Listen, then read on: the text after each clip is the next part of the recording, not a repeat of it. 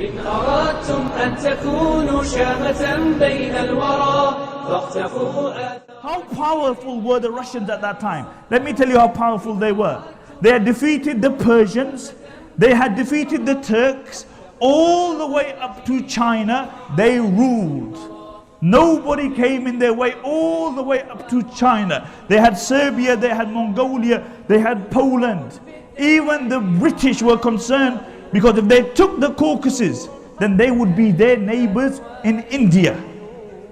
And then they were speaking about a crusade. The Russians were speaking about a crusade.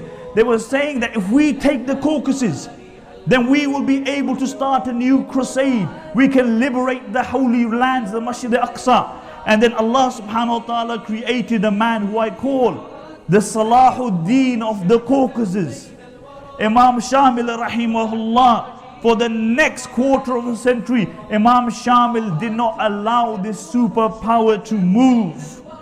They did whatever they could, but they could not defeat Imam Shamil rahimahullah. Imam Shamil was born where?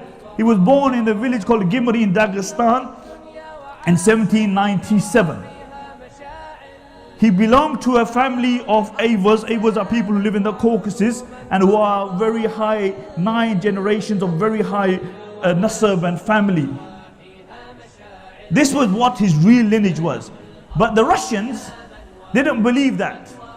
The Russians, when they heard about Imam Shamil and his great feats and how heroic this man was and how magnificent he was, they said, no, there's no way that this man can be a Muslim or of any other origins besides Christians. So what they said, that he was actually the son of a prince from Georgia, Christian prince, who had an ikhtilaf with his brother and who migrated to the Caucasus. And then from there he migrated to Persia. And this was his son. Meaning that Imam Shamil was too good to be a Muslim. He was too good to be a Muslim. Imam Shamil rahimahullah, as a child, he would spend much of his time in the masjid. He would learn the Quran, the Sunnah. He was a man who did a lot of dhikr. He was actually a Sufi. He belonged to the Naqshbandiya Khalidiyya Tariqa. The Naqshbandiya Khalidiyya Tariqa, when it came into the Caucasus, there were many pagan habits in the Muslims, many bid'at. And it was the Naqshbandiya Khalidiyya Tariqa which actually expunged this. Physically, what was Imam Shamil like? Physically, Imam Shamil was actually a very weak young man. But academically, he was very good. And he was very pious to the degree that he would spend much of his time in the masjid. And his father actually used to drink. And this would eat up Imam Shamil rahimahullah. So one day, Imam Shamil took out his dagger and he said to his father, he said, Wallahi, I feel like killing myself when I see you drinking. And this had a deep impact on his father and he stopped drinking. Academically, Imam Shamil excelled. In the understanding of the Quran and the Sunnah, Imam Shamil excelled to the degree that his colleagues became jealous. And one day, they ambushed him and they beat him senseless. They even stabbed him. Now amongst the people of the Caucasus, it was a sign of weakness that when you are beaten up, that you run to your parents. You don't do that. So what did he do? He crawled into the forest and then he healed his wounds with herbs and he got better and then he came back. And this was the changing point in the life of Imam Shamil rahimahullah. After this he became the warrior. They say no man could run like Imam Shamil. No man could ride a horse like Imam Shamil. No man could swim like Imam Shamil. No man could fight like Imam Shamil. You know how they would train?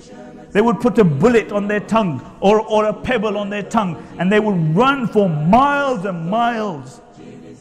And if you panted and the bullet fell down, that meant that you were not fit enough today. You weren't fit enough yet.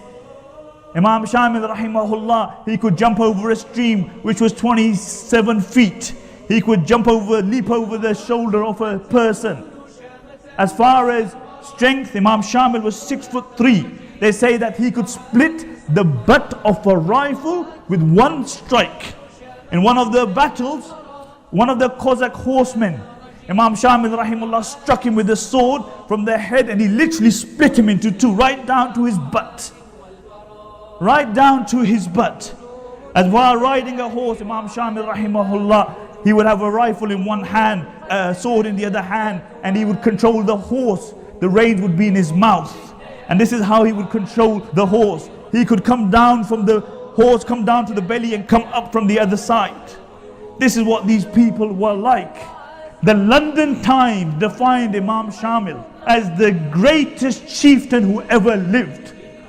The Times 150 years ago wrote so many articles on Imam Shamil that the articles, the cuttings reached him in the mountains of the Caucasus. The mountains of the Caucasus. فاقتفوا آثار جيل للمعالي سطرا جيل زيد وأسيد ومعاذ والبراء.